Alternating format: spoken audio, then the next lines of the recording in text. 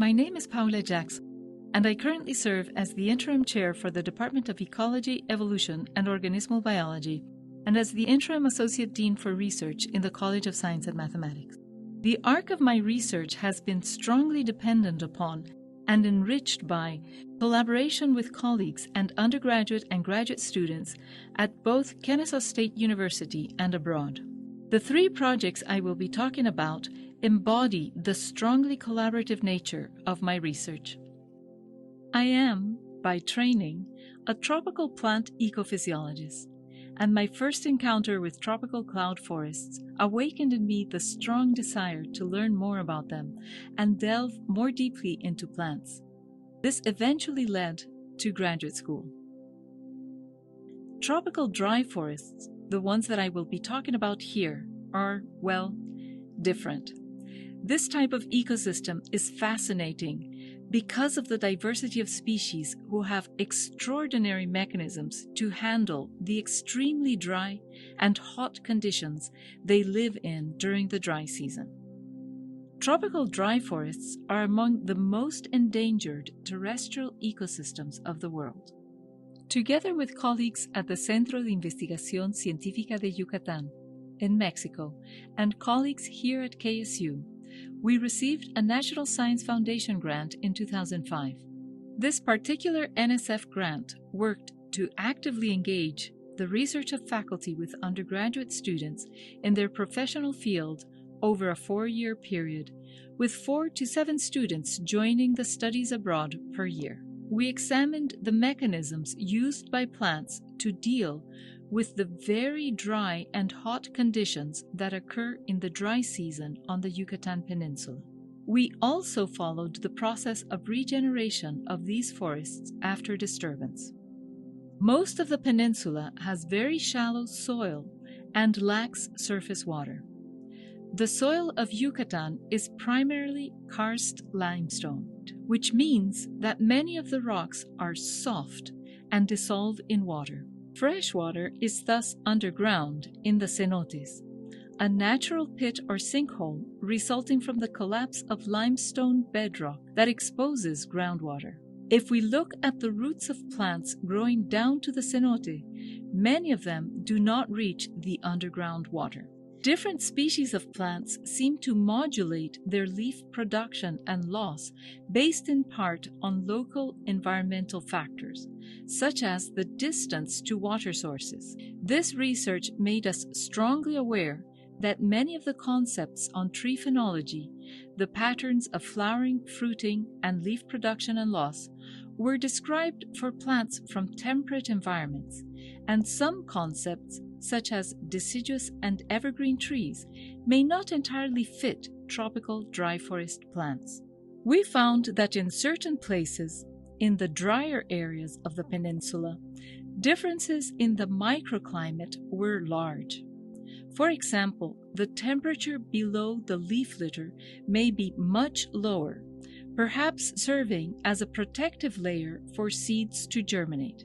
Microclimates may play a larger role in plant survival than previous research has indicated.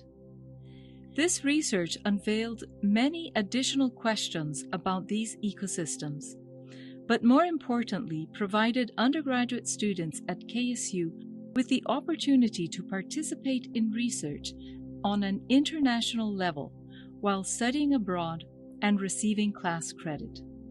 Always interested in improving my teaching practices, I wanted to explore the effect of the use of technology on students' academic outcomes when they develop and test their own research questions, especially in STEM disciplines. Born from the realization that in the digital era, with instantaneous access to a huge amount of information anywhere, anytime, would necessitate a shift in the teaching paradigm. Given that many sources of information are utilized, such as transferring information from student to student or engaging with primary sources, other online users, authors, and websites, students need to have mechanisms to investigate and generate new information, mechanisms to distinguish information and think critically to determine what is valid. This realization led to a collaboration between information sciences and education colleagues at KSU. In 2010, we received an NSF grant for the development of KSU's Wicked Biology course. This course used an inquiry-based model where students worked in groups to develop a scientific question, discriminate between sources of information on the internet to find valid and reliable evidence, synthesize the information, and develop a mechanism to communicate their finding. We found that for each iteration of the course, at least one group of students seemed to be transformed from struggling to successful in notable ways through the experience of the course. We found 3 group types: high engaging, low engaging, and transformed. High engaging students worked hard and did well throughout the semester. Low engaging did not engage with the material in a productive way despite support provided. Transformed started out less engaged but were transformed into active inquiry learners. Our goal then became to investigate characteristics of the transformed group to see if we could identify ways that we and other instructors may help learners become more involved. Wicked Biology mirrored the scientific inquiry process where asking questions and strong collaborations take center stage. I would say that I'm a curious person, and this curiosity has led to asking questions in different arenas, some of which have been beyond my formal academic training and have led me to seek others with a common interest and with the background and expertise needed to delve into these questions. My current research project brings together a KSU team of faculty and students to find out more about the longleaf pine ecosystem. The longleaf pine is a high-diversity, pyrogenic or fire-dependent ecosystem that used to cover about 92 million acres across the southeastern United States. Despite its importance, only about 0.01% of its original cover still exists. Our team consists of plant ecologists, microbiologists, quantitative ecologists, and many undergraduate and graduate students. Through our research, we are seeing if we can link processes that happen at the microscale in the soil to above-ground processes in the plant community.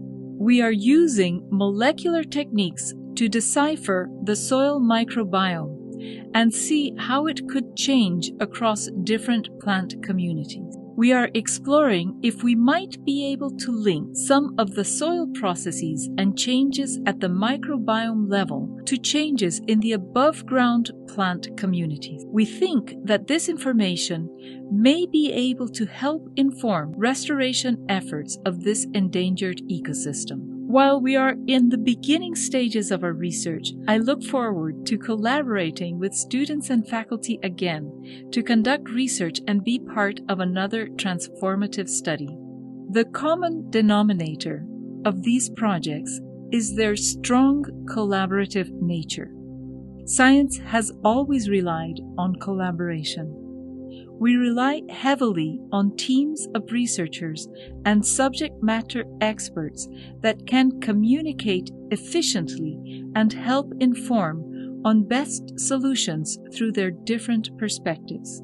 At a time when problems are complex and information is easily accessible, we as researchers need to be capable of synthesizing through the vast amounts of data generated and help prepare our students to do the same in their research at Kennesaw State University.